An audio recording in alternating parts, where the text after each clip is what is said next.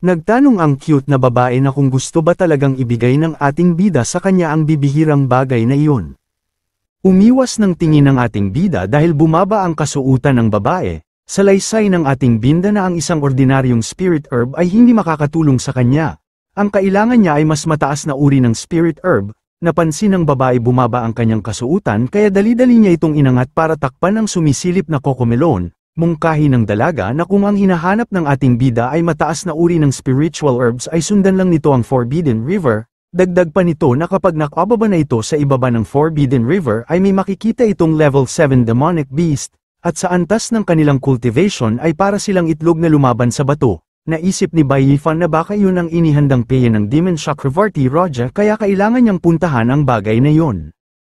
Sa ibaba ng Forbidden River ay may isang mataas na uri ng spiritual herbs na mukhang kabuting patong-patong pataas.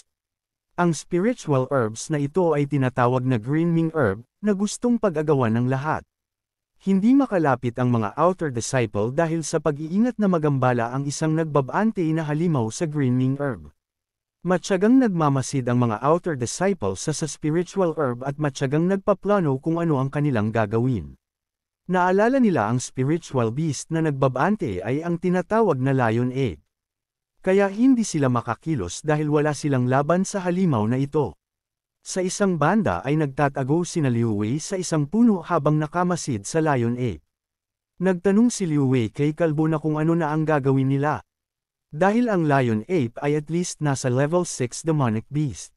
Natatakot si Taba na hindi maging maganda ang resulta kapag nagpadalos-dalos sila. Mungkahi ni Kalbo na maghintay lang sila dahil maraming mas malalakas na disciple ang nasa paligid at hindi sapat ang kanilang lakas para makipag-agawan sa mga ito. Tumawa si Liu Wei at sinabing ang mga malalakas na disciple ay kikilos din naman kaya mas makakabiti sa kanila na maghintay na lang at manood sa mangyayaring laban. Maya-maya pa ay may maitim na kamay na hahawak sa likod ni Liu Wei at nagsalita pa ang tao sa likod na ang kakayahan ni Liu Wei sa pag-unawa ay mas gumagaling. Kaya napalingon si Taba at nagtanong kung sino ang nagsalita. Yun pala ay ang ating bida kaya natuwa si Liu Wei nang makita si Bai Yifan. Nagtanong si Kalbo na kung saan galing ang ating bida dahil kung saan-saan niya ito hinanap ay hindi niya ito nakita. Sumangayon naman si Taba sabay sabing ilang araw din bago sila nagkita-kitang tatlo. Tanong naman ni Zinyo na kung sino ang babaeng kasama ng ating bida. Ipinakilala ni Bai Yifan ang babae sa kanyang mga kasama at ito ay si Shuchun na isa ding baguhan tulad nila. Na maayos namang binati ng tatlo. Salaysay ni Shuchun na mula nang mag-teleport siya sa lugar na ito ay binuli siya ng masasamang tao pero iniligtas siya ni Bai Yifan. Sinabi ng tatlo na magtulong-tulong na lang silang lahat. Maya-maya pa ay dumating ang mga nangungunang outer disciple na nakasuot ng mga kumikinang na baluti para labanan ang Lion Ape at makuha ang spiritual herb. Sa pangunguna ni Shu Changfeng na nasa first level of Profound Realm. Inutusan nito ang dalawang kasama na bumaba at batuhin ng bato ang ape para lumayo sa spiritual herb.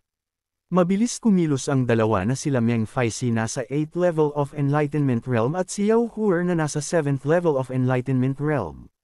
Kumuha ang mga ito ng bato habang bumababa at hinaras ang nananahimik na Lion Ape. Dahil sa ginawa ng dalawa ay nagising ang natutulog na halimaw.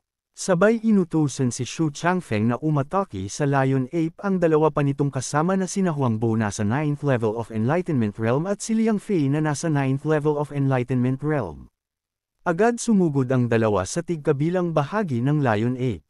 Matapos noon ay sumusugod na rin ay Shu Changfeng mula sa harap habang sinasabi sa mga kasama na panatilihin ang formation at hindi dapat magugulo. Sabay-sabay na sumugod ang lima sa iba't ibang direction palibot sa ape kaya nataranta ang ape sa kanyang nakita. Humanga ang isang outer disciple kay Shu Changfeng at sinabi nito na nararapat lamang ito sa antas na Profound Realm dahil napakalakas nito. Sinabi pa ng isang disciple na walang kapintasan ang akataki ng mga ito. At sa pagtutulungan ng mga ito ay siguradong matatalo kaagad ang Lion Ape. Pero nabigo ang plano ng limang umatake sa Lion Ape dahil sumabay ng atake ang halimaw gamit ang sonic wave mula sa bibig nito. Kaya tumilapon ang lahat kung saan saang direction. Na ito ni Shu Changfeng ang kanyang espada kaya napigilan ang pagtilapon at nakabalik sa balansi, napasabi na lang ito na bakit napakalakas ng Lion Ape. Habang tumitilapon pataas ang apat ay naiisip ng mga ito na hindi man lang sila makapagbigay kahit isang atake at pag hindi nila nagawan ng paraan ay dito na sila mamamatay. Umangil sa galit ang Lion Ape at tumingin sa isang tumilapon na si Meng Faisi at bigla itong sumugod.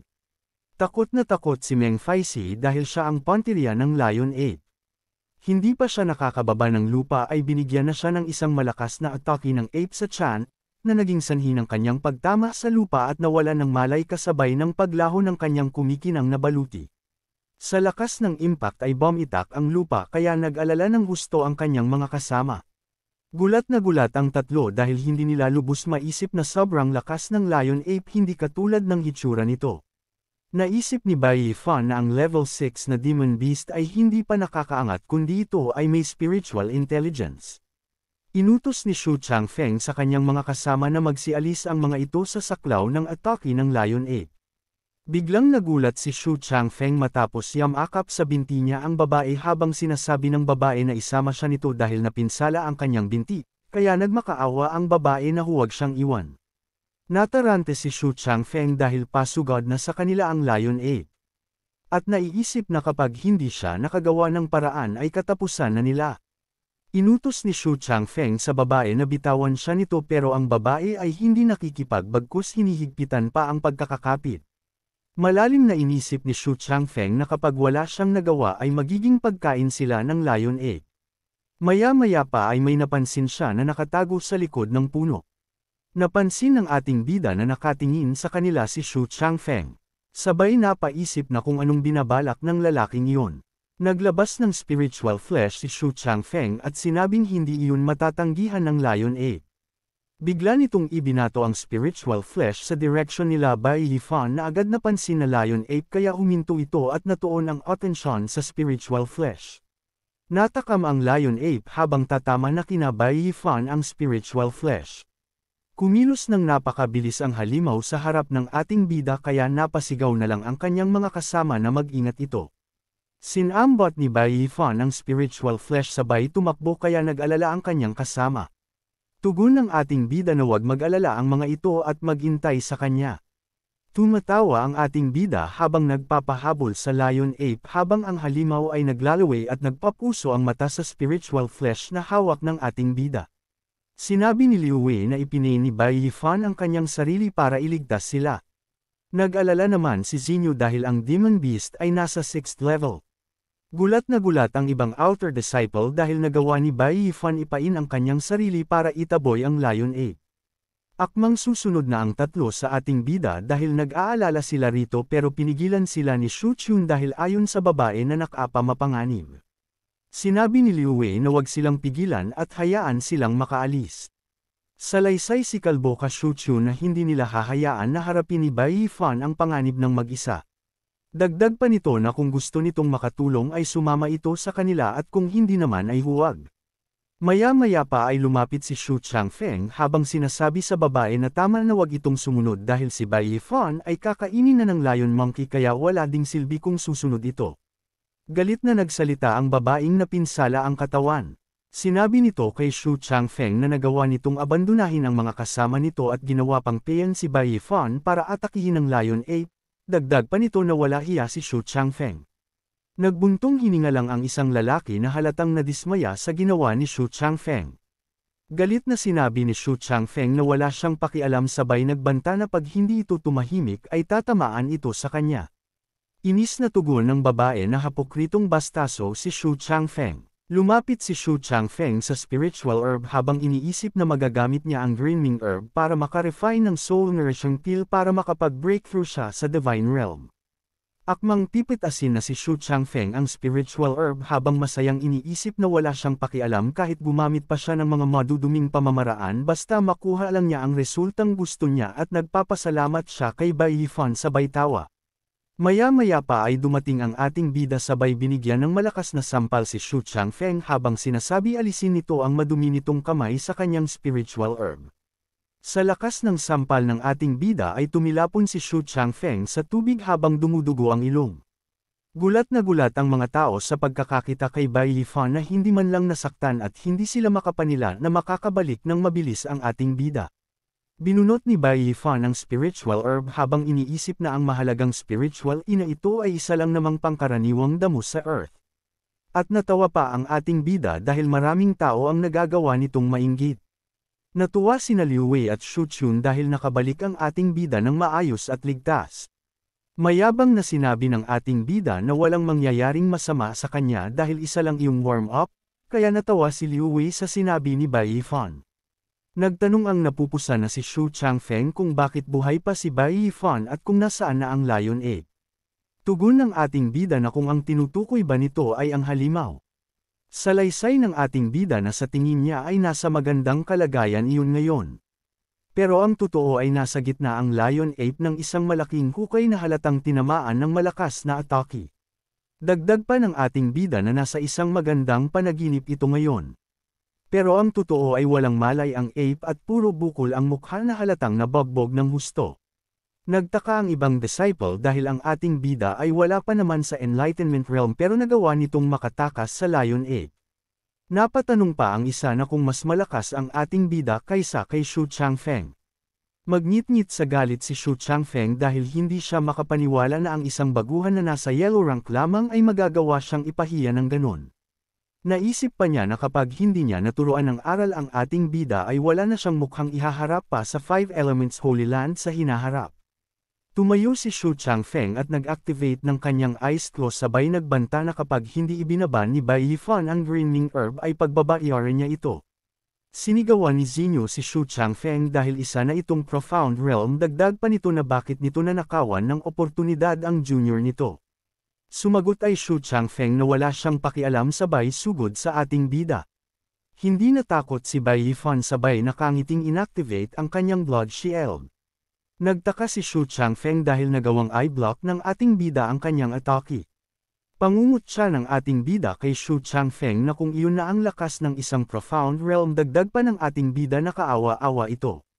Matapos mavisak ang ice claw ni Shu Changfeng ay kinapitan ng ating bida ang braso nito sabay inactivate ang kanyang bull demon power. Mangsang handang sumuntok si Bai Yifan at inipon ang kanyang lakas sa kanyang kamao. Sa isang banda nagmamakaawa si Shu Changfeng na patawarin siya ng ating bida dahil nagkamali lamang siya. Hindi nakinig ang ating bida at binigwasan ng napakalakas na suntok tiyan si Shu Changfeng kaya tumilapon ito palayo habang sumusuka ng dugo. Napatanong na lang ang ibang disciple kung tumilapon si Shu Changfeng sa isang suntok lang. Bumagsak si Shu Changfeng sa kalayuan at sumabog ang enerhiya ng Bull Demon Punch. Nagtaka ang mga nakakita dahil si Shu Changfeng ay tinalo lamang ng isang baguhan na nagsisinay pa lang sa loob ng 2 buwan. Kaya namangha ang mga nakasaksi sa lakas ng ating bida. Maangas na lumapit si Bai Yifan kay Shu Changfeng at pinaalala dito ang sinabi nito sa kanya na basura ang ating bida. Sinabi ng ating bida na tinalo lang ito ng isang basura sabay tanong kay Shu Changfeng kung ibig sabihin ay mas masahol pa ito sa basura. Takot na takot si Shu Changfeng sabay tanong na ano ang gagawin sa kanya ng ating bida paalala pa nito na bawal maglaban ang Profound Realm at Enlightenment Realm. Pinaunawa ng ating bida na ang patakaran ay bawal labanan ng Profound Realm ang mas mababa pa sa Enlightenment Realm. Pero wala namang sinabi na hindi pwedeng labanan ng Enlightenment Realm ang nasa Profound Realm. Dahil sa mga sinabi ni Bai Yifan ay takot na takot si Shu Changfeng dahil mabibigwasan na naman siya. Maya-maya pa ay sumigaw ng malakas si Shu Changfeng dahil binigwasan na siya ng ating bida. Sa lakas ng sigaw ay nagliparan ang mga ibon. Bagsak na naman si Shu Changfeng sa atake ng ating bida. Kinuha ni Bai Yifan ang bag na lalagyan ng kayamanan ni Shu Changfeng sabay tinawag ang kanyang mga kasama para kumuha ng mga gusto ng mga ito. Kaya nagsilapit ang mga ito at masayang pumili ng iba't ibang spiritual herb. Sinabihan ng ating bida si Shu Chun na binigyan na niya ito ng spiritual herbs kaya hindi na niya ulit ito binigyan.